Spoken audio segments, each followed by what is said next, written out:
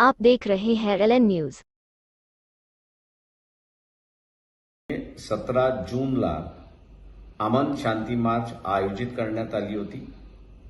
आयोजन करण्याचं प्रोव्हिजन होतं की मिसेस नपूर शर्मा आणि त्याच्याचबरोबर जिंदल यांनी मोहम्मद पैगंबरांबद्दल जे वक्तव्य केलं होतं ते चुकीचं होतं आणि म्हणून पोलीस कारवाई झाली पाहिजे, त्यांना अटक झाली पाहिजे आणि कोर्टाकडून शिक्षा झाली पाहिजे। दुसरी गोष्ट, विधान परिषदेमध्ये मोहम्मद पैगंबरांचं बिल सादर करण्यात आलं होतं, त्याच्यावरती महाराष्ट्र शासनाने चर्चा करावी, स्वीकारावा।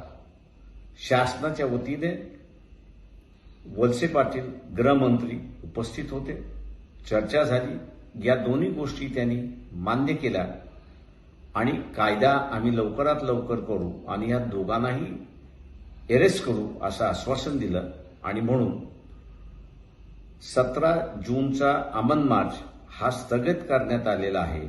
मी मुस्लिम समाजाला आणि मानवतावाद्यांना आव्हान करतोय की आपण शासन अंमल करतंय की नाही याच्याकडे बघूया आणि नंतर आपलं आंदोलन सुरुवात करूया।